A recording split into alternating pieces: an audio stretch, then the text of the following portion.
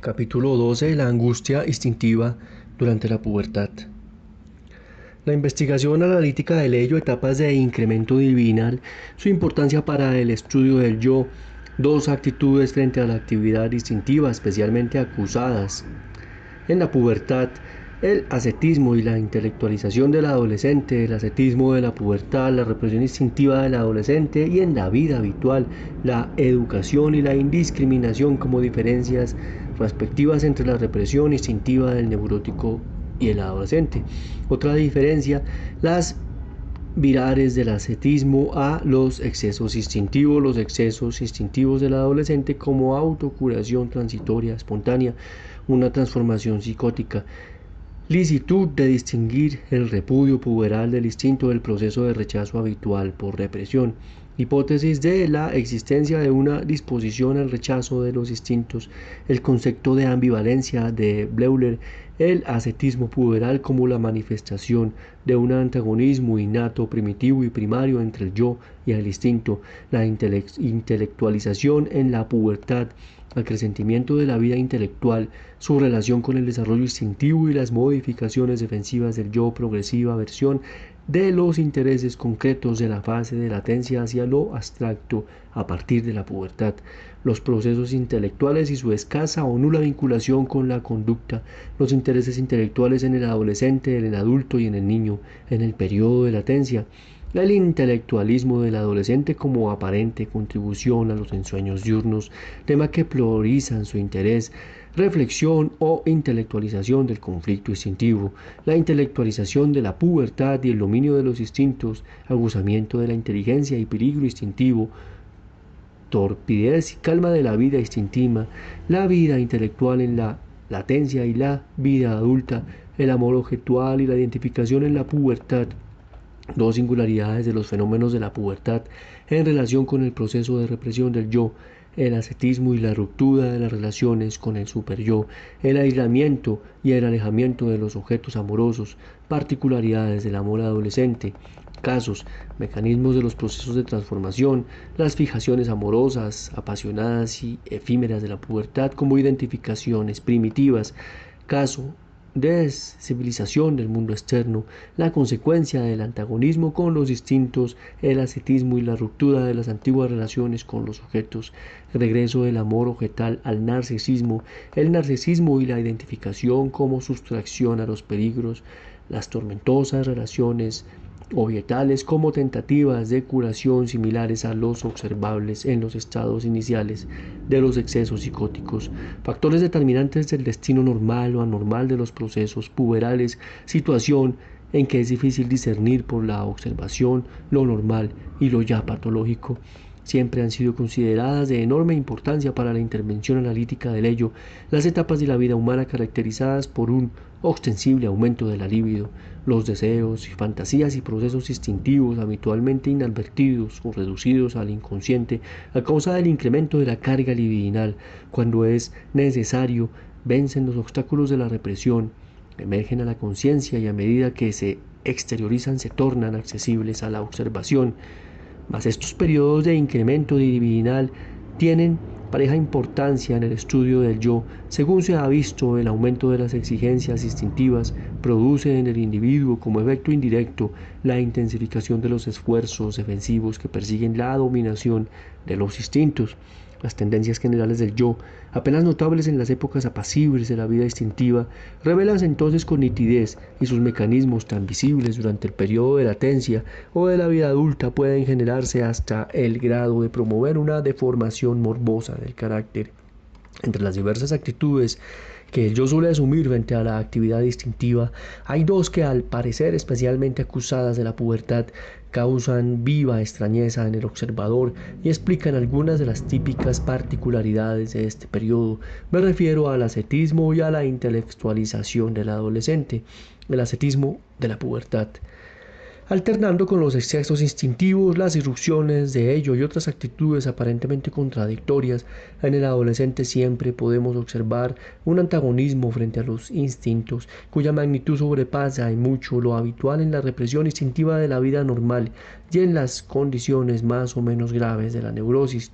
en la modalidad y extensión de sus manifestaciones. Este ascetismo no se asemeja tanto en la neurosis declarada cuanto a la actitud frente a los instintos propia de ciertos fanáticos religiosos. En la neurosis siempre hallamos una relación entre la represión de un instinto y la naturaleza o cualidad del instinto recriado. Así, el histérico reprime los impulsos genitales que se asocian con los deseos del objeto edipiano, pero se conserva más o menos indiferente o tolerante con respecto a otros deseos instintivos, por ejemplo, con los impulsos anales o agresivos. El neurópata obsesivo reprime sus deseos analsádicos, los cuales, a consecuencia de la agresión, se transforman en vehículos de su sexualidad, mas admite las gratificaciones orales y no exhiben recelo especial alguno frente a cualquier deseo exhibicionista, siempre que dichos impulsos no guarden relación directa con el núcleo de su neurosis. De un modo análogo, en la melancolía de las tendencias particularmente rechazadas son las orales, en tanto el fóbico reprime los impulsos que se vinculan con el complejo de castración. En ninguno de estos casos obsérvese una represión indiscriminada del instinto. En el análisis siempre encontramos una definida relación entre la calidad del instinto reprimido y los motivos del individuo para rechazarlo de la conciencia. Un cuadro muy diverso acusa al análisis de los adolescentes al investigar su rechazo de los instintos. Aquí es cierto también encontramos que el proceso de la represión toma su punto de apoyo en aquellos centros instintivos sujetos a una especial prohibición, como las fantasías incestuosas del periodo prepuberal o el incremento instintivo expresado en la actividad onanística corporales en las que tales impulsos y deseos encuentran su descarga. Pero a partir de aquel punto de apoyo original, el proceso represivo se extiende más o menos indistintamente de la vida entera. Según va y se notar, el problema del adolescente no se relaciona con la satisfacción o frustración de especiales deseos instintivos, sino con el goce o renunciamiento instintivos en sí. Los adolescentes que pasan por tal periodo ascético parecen temer más a la cantidad que la calidad de sus instintos. En general desconfían del goce o placer en sí mismos, y su sistema más seguro consiste simplemente en oponer al incremento y apremio de sus deseos las prohibiciones más estrictas. A la manera de los padres severos en el proceso de la primera educación de los pequeños, cada vez que el instinto dice yo quiero, el yo replica no debes. Este recelo del adolescente para con el instinto muestra una peligrosa tendencia a generalizarse. Puede empezar con los deseos instintivos propiamente dichos y extenderse luego a las triviales necesidades físicas o cotidianas. En nuestra observación habitual tropezamos con adolescentes que niegan radicalmente todo impulso con matiz sexual, que invitan la sociedad de personas de su propia edad, renuncian a participar en toda clase de recreaciones y, llevados por un verdadero puritanismo, rechazan ocuparse de todo cuanto se vincule con el teatro, la música o el baile.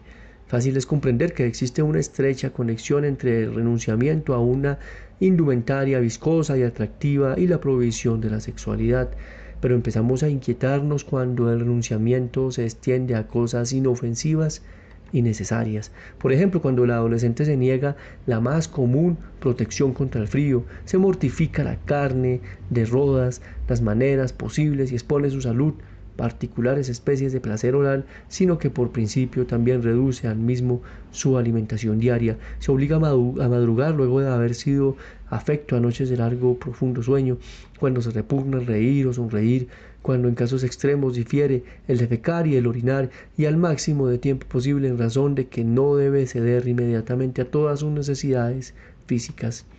Hay aún otro punto en el que esta suerte de repudio del instinto se diferencia de la represión ordinaria. Estamos acostumbrados a ver que cuando en las neurosis se reprime una particular gratificación instintiva, aparece algún instinto de satisfacción para ella. La histeria se sirve para este fin de la conversión, o sea, que la excitación sexual logra descargarse utilizando otras zonas corporales o funciones fisiológicas que se han sexualizado. La neurosis obsesiva se procura un placer sustitutivo de carácter regresivo, al paso que en la fobia hay por lo menos una ganancia secundaria de la enfermedad. Además, mediante procesos de desplazamiento y formaciones reactivas, los modos de satisfacción prohibidos se cambian por otros modos de placer, mientras que los verdaderos síntomas neuropáticos, ataques histéricos, tics, actos obsesivos, hábito de pensar, etc., son, como sabemos, formaciones de compromiso en las cuales las exigencias instintivas del ello no se realizan con menos eficacia que las órdenes del yo y del superyo. El repudio del instinto, de otra parte, característica del adolescente, no deja ninguna escapatoria a tal gratificación sustitutiva. El mecanismo para ser diferente, en lugar de las formaciones de compromiso que corresponden a los síntomas neuróticos y de los habituales procesos de desplazamiento de regresión, da vuelta contra sí mismo. Casi invariablemente bailamos un trueque de ascetismo por los excesos instintivos. El adolescente súbitamente se entrega a todo cuanto antes había considerado prohibido, sin reparar en restricciones de ninguna especie proveniente del mundo exterior. En razón de su carácter antisocial, dichos excesos instintivos del adolescente constituyen en sí mismos inoportunas manifestaciones mal acogidas por el ambiente. Sin embargo, desde el punto de vista analítico representan curaciones transitorias, espontáneas del estado ascético.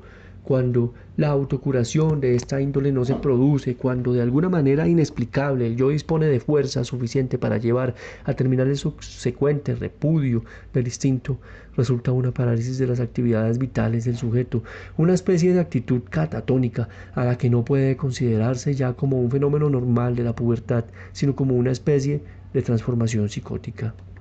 Se plantea pues el problema de saber si realmente es lícito distinguir entre el repudio del instinto durante el acceso puberal y el proceso habitual del rechazo, el hecho de que el adolescente del proceso se inicia preponderantemente por una angustia ante la cantidad instintiva, más bien que ante la calidad de cualquier exigencia instintiva particular, y no culmina en satisfacciones sustitutivas a formaciones de compromiso, sino en una brusca justaposición o en una sucesión de renuncias y excesos instintivos, o mejor dicho, en un cambio altamente de ambos. De otra parte, es sabido que también en la represión neurótica habitual la carga cuantitativa del instinto rechazado constituye un factor importante, y que inclusive en las neurosis obsesivas ocurre con frecuencia que la prohibición y la indulgencia se suceden entre sí. No obstante, conservamos aún la impresión de que en el narcisismo del adolescente hacer a un proceso más primitivo y menos complejo que en la regresión propiamente dicha. Posiblemente el primero representando un caso especial o más bien un faz preliminar de la regresión. Hace ya tiempo que el estudio analítico de las neurosis nos ha sugerido la hipótesis de la existencia en la naturaleza humana de una disposición para rechazar ciertos instintos, en particular los sexuales, con independencia de toda excedencia individual. Tal disposición parece ser de carácter filogenético, una suerte de cristalización hereditaria de actos represivos practicados por muchas generaciones y que simplemente continúan sin reiniciarse en la vida individual. A objeto de dominar esta doble actitud de la especie humana frente a la vida sexual, aversión constitucional coincidente con un tiránico deseo, Bleuler introdujo el término ambivalencia. Durante los periodos tranquilos de la vida, el antagonismo primario del yo con el instinto, su angustia ante la fuerza de los mismos, como hemos asignado, solo es un concepto teórico. Cuando el individuo desarrolla angustia instintiva, suponemos que ellas constituyen la base invariable de toda la angustia en general, pero tiende a ocultarse a la observación, velada por las manifestaciones mucho más evidentes y ruidosas que surgen de la angustia objetiva y de la angustia de conciencia, vinculables con los incidentes de la evolución instintiva que operan a modo de traumas durante la vida del individuo. Tal vez el aumento cuantitativo de las cargas instintivas durante la pubertad u otros periodos de la vida caracterizados por un súbito incremento de la energía instintiva actúe en este antagonismo primario en tal grado que llegue a constituir un mecanismo de defensa específicamente activo. No debe interpretarse el ascetismo de la pubertad como una serie de actividades represoras, condicionadas cualitativamente, sino como la manifestación de un antagonismo innato, primitivo y primario entre el yo y el instinto. La intelectualización de la pubertad, si es la conclusión que hemos arribado de que los periodos de la vida caracterizados por un brusco incremento libidinal, las actitudes generales del yo pueden organizarse en definidos métodos de defensa. Esta explicación quizá pueda extenderse a otras modificaciones que se observan en el yo durante la pubertad. Sabemos que la mayoría de las transformaciones de este periodo ocurren en la esfera de la vida instintiva y afectiva y que cada vez que el yo debe intervenir en forma directa a fin de dominar los afectos instintivos, sufre siempre una modificación secundaria, pero con esto no se agotan las posibilidades de alteraciones del yo durante la pubertad. Con el acceso puberal del adolescente transfórmese en un ser más instintivo, lo que es fácil de comprender, pero a causa del conflicto planteado entre el yo y el ello, asimismo se hace más moral y ascético. Al mismo tiempo, sus facultades intelectuales aumentan, haciéndose más prudente y sagaz. A primera vista no se comprende cómo este progreso intelectual puede relacionarse con el desarrollo instintivo y las modificaciones defensivas de las instancias del yo para resistir los avances del ello. En realidad, esperaríamos encontrar todo lo contrario, que la avalancha instintiva o afectiva condujera a una relación inversa con la actividad intelectual del sujeto. Ya en el estado normal de enamoramiento, la capacidad intelectual del hombre tiende a decrecer, en el sentido que su razón es menos fiable que de ordinario. En general, cuanto más apasionado sea su deseo por realizar los impulsos instintivos, tanto menor inclinación tendrá a aplicar su intelecto en el examen y discriminación de los mismos. En la adolescencia sucede en apariencia algo muy diferente. Hay un tipo de imberbe cuyo brusco asalto en el desarrollo intelectual no es menos notable y sorprendente que su acelerado desenvolvimiento en otras esferas. Es común que en el periodo de latencia los niños concentren unilateralmente todo su interés sobre cosas existencial, real y objetiva. Algunos muestran propensión a lecturas relativas a descubrimientos y aventuras y a estudiar números y operaciones matemáticas o descripciones en torno a extraños animales u objetos. El paso que otros confían su atención en toda base de maquinarias, desde las más simples a las más complicadas. El rasgo habitualmente común entre ambos es que el objeto por el cual se interesan ha de ser concreto, de existencia real, ya no producto de la fantasía, como los cuentos de hadas y fábulas de que se disfrutan en la primera infancia. A partir del periodo prepuberal, estos intereses concretos de la fase de latencia se vuelcan cada vez más sobre lo abstracto. En particular, los adolescentes, que Bredfland ha caracterizado como de pubertad prolongada, exhiben un insaciable deseo de meditar, sutilizar y platicar alrededor de temas abstractos. Muchas amistades de la juventud se basan y mantienen en esta común necesidad de meditar y discutir tales problemas de gran fuste, de tanta resolver. Por lo común discurren sobre el amor libre, el matrimonio, los fundamentos de la vida familiar, la libertad, la vocación o la bohemia, o se afanan sobre conceptos de orden filosófico como la rebelión versus sometimiento a la autoridad y a la amistad misma en todas sus formas. Así como ocurre algunas veces, recibimos en el análisis un relato fiel de las conversaciones de la gente joven, o bien, como han hecho muchos investigadores estudiando la pubertad, examinamos los diarios o apuntes de los adolescentes, no solo quedaremos extrañados de la limitada amplitud de libertad de pensamiento juvenil, sino también impresionados por el grado de empatía y comprensión que reveían, por su aparente superioridad y en ocasiones por su ingenio en el trato de los más arduos problemas. Esta primera impresión se modifica si nos apartamos del examen de los procesos intelectuales en sí mismos para considerar el modo general en que se ajustan a la vida del adolescente.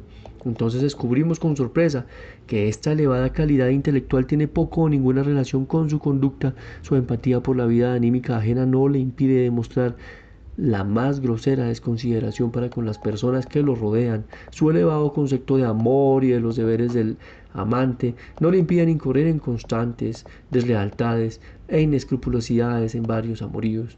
Su comprensivo interés por la estructura social excede en muchos a los años anteriores. No le facilita en lo más mínimo su adaptación al medio social, tampoco la multiplicidad de sus intereses impide concentrarse sobre un objeto único, la preocupación en torno a su propia personalidad. Si investigamos esos intereses intelectuales mediante el análisis, reconoceremos que estamos en presencia de algo bien diferente en el sentido ordinario del término. Cuando un adolescente reflexiona en torno a los diversos aspectos del problema del amor o la elección de una profesión, no lo hace con el fin de escoger una línea genuina de conducta, según podría hacerlo un adulto, o a la manera de que un niño estudia en el periodo de latencia una maquinaria a fin de poder desmontarla y amarla de nuevo. El intelectualismo del adolescente no parece tener otra mira que la de contribuir a los ensueños diurnos. Tampoco las fantasías amorosas del periodo prepuberal estaban destinadas a realizarse. Cuando un adolescente se hace la fantasía de ser gran conquistador, no siente obligación alguna de dar en la vida real una prueba de su coraje o fortaleza. De un modo similar, es evidente que él deriva su satisfacción ya del simple proceso ideativo al pensar, sutilizar o discutir. Su conducta está dirigida por otros factores y no se halla necesariamente determinada por los resultados del juego intelectual. El análisis de estos procesos intelectuales reveía otro importante aspecto. Los temas que popularizan el interés de primer plano del adolescente demuestran ser, a la luz de una observación más profunda, los mismos que promovieron los conflictos entre las diferentes instancias psíquicas. Repítese aquí el problema fundamental de la conexión entre la instintividad y otras actividades de la vida, de decidir entre la realización y el renunciamiento de los impulsos sexuales, de la libertad y de la restricción, de la rebelión contra la autoridad y el sometimiento a la misma. Hemos visto ya que el ascetismo, con su rotunda negación del instinto, defrauda en general las esperanzas del adolescente. Dada la omnipresencia del peligro, debe valerse de cuantos medios tiene a su alcance a fin de dominarlo. La reflexión sobre el conflicto instintivo, su intelectualización parece ser un medio conveniente, mas la huida ascética ante el instinto transfórmase en un retorno a él, aunque esto solo se produzca en la esfera del pensamiento, es decir, como proceso intelectual. Las abstractas polémicas de orden intelectual y las producciones que son actitudes especulativas del adolescente no representan tentativa alguna de resolver los problemas que en la realidad le impone. Su actividad mental es más bien signo de una actitud de sensa vigilancia frente a los procesos instintivos cuya percepción se expresan por desplazamiento en el plano del pensamiento abstracto. La filosofía que el adolescente identifica teóricamente, acaso no sea sino la percepción de las nuevas exigencias instintivas del precio, ello ha amenazado revolucionar su vida entera, si bien referida a una imperiosa necesidad de innovación del mundo exterior. Sus ideales de amistad, perenne, fidelidad, son simple reflejo de la inquietud de un yo que percibe lo efímero en sus nuevas tumultuosas relaciones con el objeto. El deseo perentorio de guía y protección en el combate, a menudo desesperado contra las propias fuerzas instintivas, suele trocarse en ingeniosas disquisiciones acerca de la incapacidad del hombre para asumir decisiones políticas independientes. Los procesos instintivos se expresan pues en términos intelectuales. El motivo que la atención se concentre sobre los instintos constituye una tentativa de adueñarse de ellos y dominados en un nivel psíquico diferente. Es preciso señalar que la conexión de procesos instintivos y afectivos con representaciones verbales ha sido considerada en la metapsicología psicoanalítica como el paso inicial y fundamental, dada a la dominación del instinto que debe dar el individuo durante su desarrollo. En estos trabajos el pensamiento describe en general como una actividad de nuestra realizada con mínima inversión de energía instintiva, esta intelectuación de la vida instintiva, del intento de acordarse de los procesos instintivos asociados con representación accesible a la conciencia, constituye una de las adquisiciones más decisivas y primarias del yo humano. La estimamos como uno de los componentes indispensables del yo y no como una actividad del mismo. De nuevo, tenemos aquí la impresión de que los fenómenos a los que hemos calificado como intelectualización de la pubertad solo son la exageración de esta común actitud del yo en particulares circunstancias caracterizadas por un repentino incremento de la libido. Por un simple aumento cuantitativo libidinal se hace visible una función que en otras circunstancias el yo ejecuta en un modo espontáneamente silencioso e inadvertible. Según este concepto, el exaltado intelectualismo del adolescente, y acaso también su tan noble comprensión intelectual de los procesos psíquicos característicos siempre del comienzo de todo acceso psicótico, no sería sino un esfuerzo común en el yo por dominar los instintos mediante la labor intelectual. De esta serie de observaciones tal vez se derive una sumaria deducción a modo de beneficio secundario. Si cada vez que se acrecientan. Las cargas instintivas automáticas aumentan también los esfuerzos del yo para elaborar intelectualmente los procesos instintivos. Podremos comprender el hecho de que en los seres humanos el peligro instintivo aguce a la inteligencia. Por consiguiente, en los periodos de tranquilidad de la vida instintiva, exentos de peligro, el individuo puede permitirse un efecto habitual de la angustia real u objetiva. El peligro objetivo y las privaciones reales estimulan al hombre hacia rendimientos intelectuales e ingeniosas tentativas para resolverlos, al paso que la seguridad objetiva y la abundancia tienden a verlo como estúpidos. El enfoque intelectual sobre el proceso instintivo es análogo a la vigilancia que el yo humano hubo de aprender a adaptar frente a los peligros de la realidad. Hasta ahora la declinación de la vivacidad intelectual de los niños al entrar en el periodo de latencia ha sido explicada de otra manera. La brillante capacidad intelectual de la primera infancia hállase estrechamente ligada a sus investigaciones en como a los misterios sexuales. Con la prohibición sexual en esa época existente, también la inhibición y prohibición del pensamiento a otras esferas de la vida. No ha de sorprender pues que con el reconocimiento de la sexualidad en el periodo prepuberal y con el derrumbe de la represión sexual en la primera infancia, se observe en el individuo una revivificación de su antigua capacidad intelectual. Tal es dar explicación ordinaria que ahora estamos en condición de completar. Es posible que durante el periodo de latencia el niño no solo no deba dedicarse a una actividad abstracta del pensamiento, sino que tampoco tenga necesidad alguna de ella.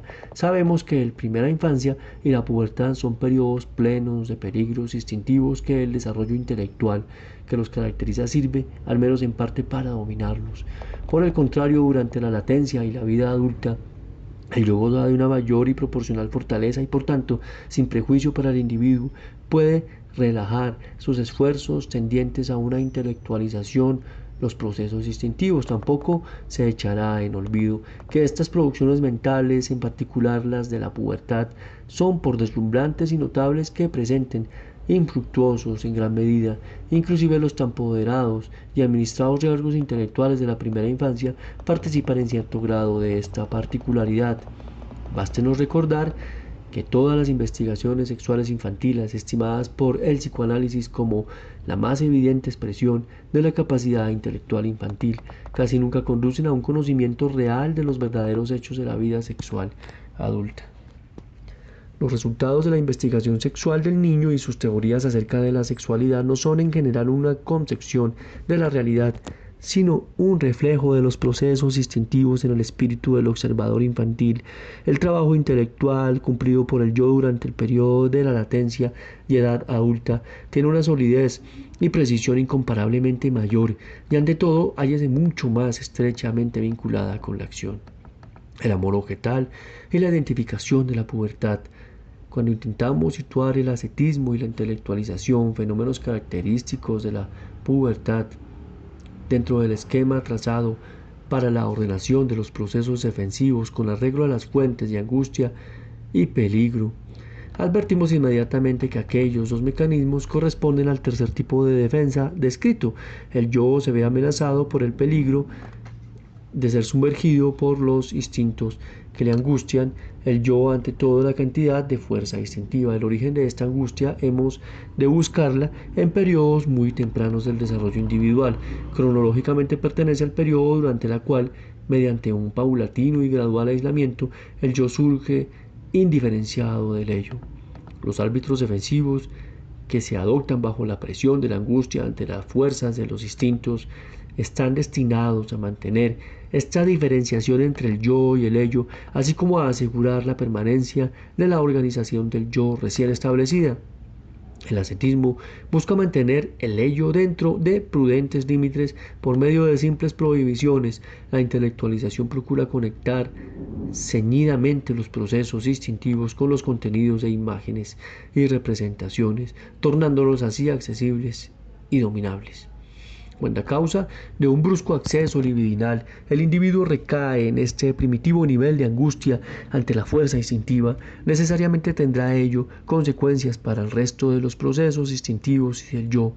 entre las diversas singularidades que ofrecen los fenómenos de la pubertad.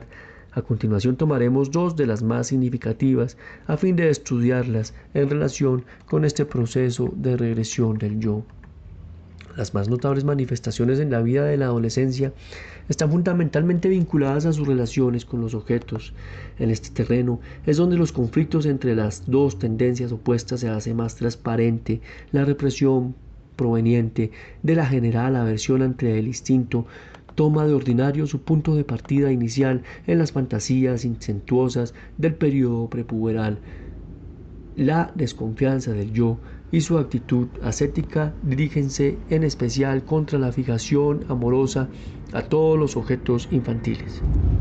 Resulta de esto que el adolescente tiende, de un lado, a aislarse, a vivir entre sus familiares como si fuera un extraño, pero no es solo esta relación con los objetos exteriores de amor lo que suscita la innata oposición del yo a los instintos, también se extiende a la relación con la instancia del superyo. En vista que durante este periodo el superyo está cargado con libido derivada de las relaciones con los padres, habrá de considerárselo como un objeto sospechoso e incestuoso y sucumbirá víctima de las consecuencias del ascetismo. El yo se retira también del superyo. El adolescente experimenta esta parcial regresión del superyo, este parcial extrañamiento de sus contenidos como uno de sus más grandes trastornos. El principal efecto de la ruptura de la relación entre el yo y el superyo contribuye a aumentar el peligro de amenaza del lado de los instintos. El individuo tornase antisocial antes que dicha perturbación se hubiera producido. Fueron la angustia, la conciencia y el sentimiento de culpabilidad provenientes de la relación del yo con el superyo los mejores medios del primero en su combate contra los instintos. En las etapas iniciales de la pubertad puede observarse evidente ensayo de sobrecarga transitoria de todos los contenidos del superyo. Quizás el llamado idealismo de los adolescentes se aclara para este proceso. De esta suerte surge la siguiente situación: el ascetismo, que en sí mismo es consecuencia de un incremento de peligro instintivo, conduce luego a la ruptura de las relaciones con el superyo. De este modo deja sin efecto las medidas defensivas surgidas ante la angustia del superyo y con esto el yo repliégase aún más enérgicamente hasta el nivel de la angustia instintiva pura y sus primitivos mecanismos de protección característicos a tal nivel. El aislamiento y el alejamiento de los objetos amorosos solo constituyen una de las tantas tendencias del juego de las relaciones del adolescente con el objeto. En lugar de las fijaciones reprimidas a los objetos infantiles, surgen nuevas fijaciones de amor. A veces el individuo se enamora de jóvenes de su misma edad, en cuyo caso la relación adquiere la forma de una amistad apasionada o de un total enamoramiento. Otras, el afecto apunta a una persona de más edad que adopta el carácter de guía y la real significación de un sustituto de los objetos parentales abandonados. Estas relaciones amorosas son apasionadas y exclusivas pero breves. Las personas elegidas como objeto serán luego dejadas de lado y sustituidas por otras sin consideración alguna. Los objetos abandonados se olvidarán rápidamente y completamente, pero el tipo de relación mantenida con ellos, obsérvase hasta el más mínimo detalle, que generalmente se repite con el nuevo objeto de una manera obsesivamente fiel.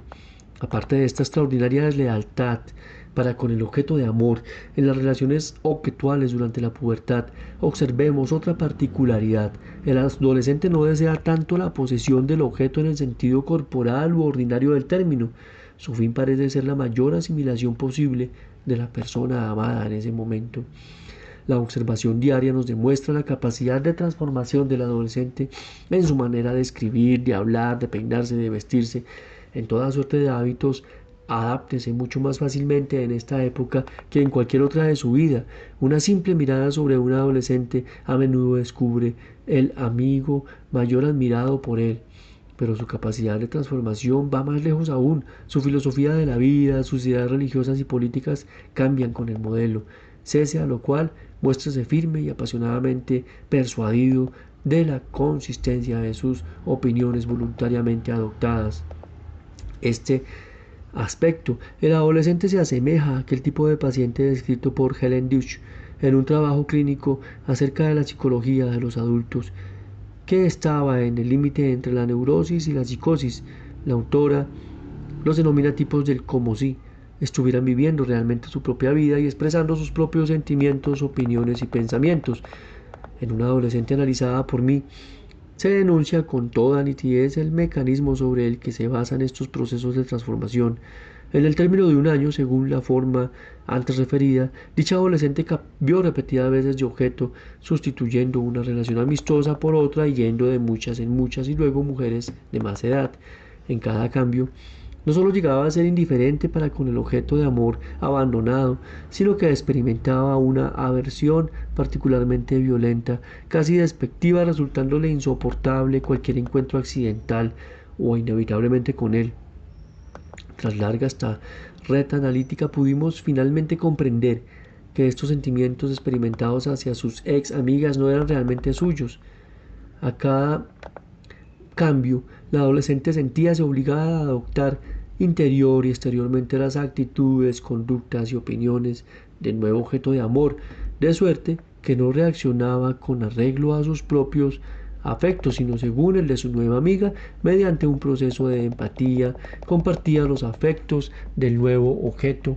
De ahí que la aversión experimentada hacia las personas abandonadas no era en rigor suya, así vivía celos imaginarios, los que podría sentir su nueva amiga hacia los antiguos amados, o bien desprecio, pero no el suyo, sino el que aquel podría albergar contra su rival eventual.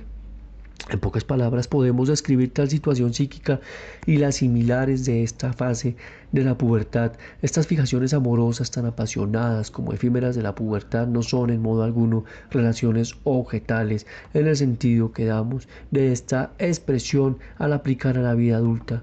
Son identificadores de la especie más primitiva, tal como observamos durante las etapas precoces del desarrollo infantil, antes de que existiera ningún objeto de amor.